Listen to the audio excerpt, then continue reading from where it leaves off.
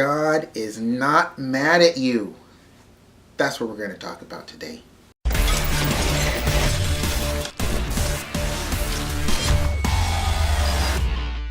So, I think the most prevalent, the most abundant error that people walk around with in their head and in their hearts all the time, subconsciously believing, is that God is mad at them.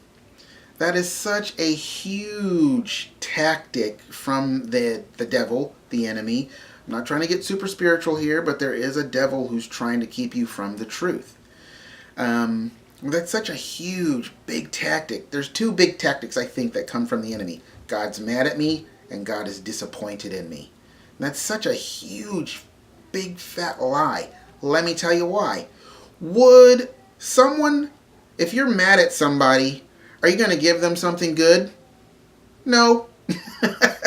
If you're mad at somebody, are you going to do something nice for them? No.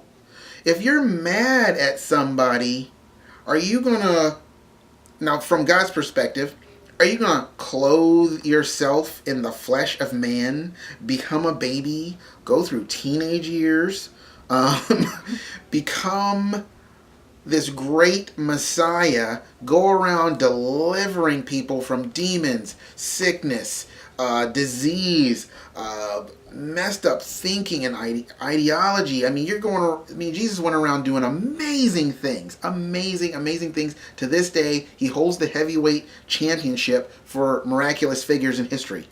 Are you going to do all of that? Oh yeah, and then die if you're mad at somebody?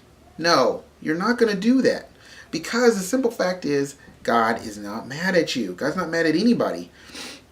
Now, you can have, particularly for those who have children, you know what it's like to be mad at your kids. It lasts that much time. Boom.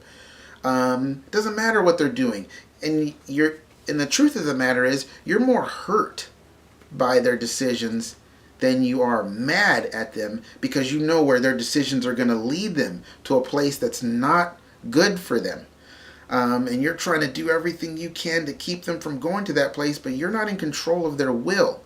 They can make the decision to completely blow it. And I think that's closer to God's heart than the God's mad at you and lightning bolt, that kind of thing. That's just not who God is. You know, who God is, that is the truth. So this idea that God is mad at you, you just got to get rid of that. If you can get rid of that, you're on a great path to really knowing who God is. I remember, man, I hadn't even known the Lord for a year, and I was still carrying around this idea that God's mad at me, or I'm saved now. That means I've got a second chance to not tick God off. So I got to live perfectly. I got to do everything right so that he doesn't get mad at me. See, because that was the tape that was just rolling around in my head. And I sat down one time. I will never forget the day. I sat down at this dinner table. I had my Bible open. You know, I wasn't trying to be like super religious, spiritual guy at that time. That's another story.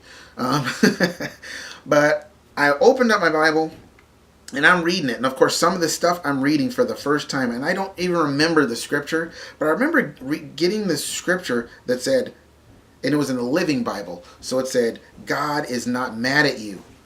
And I was like, what? I remember getting up from the bar stool, and I stepped away, and I was like, whoa. And I mean, it just hit me so heavily, like it changed my life. And it really did. You know, knowing God, he says all kinds of things all the time that will change your life.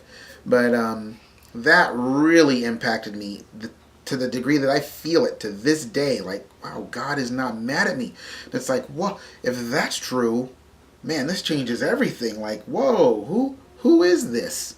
I want to know more about God. See, and that's kind of like what the revelation of God does for you.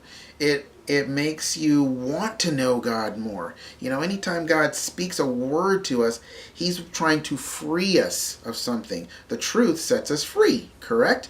So it's like, when God gave me that revelation that he wasn't mad at me, oh my gosh, I just wanted to, like, I was so super happy. And that's just kind of the revelation I want to give to you guys today. I want you guys to be so super happy to know that God is not mad at you and God is not disappointed in you. Does God have anger? Yes, but the scripture even says he's slow to anger. Now Jesus said, I'm coming back soon. It's been about 2,000 years. So if that's Jesus' definition of soon, what is his definition of slow?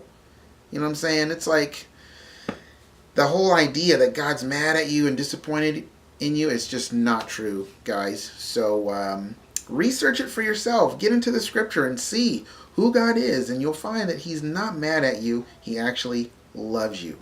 So anyway, that's it for today. So if you want more of these videos, want to watch more of these videos, just subscribe to the channel, and I will see you again. Bye-bye.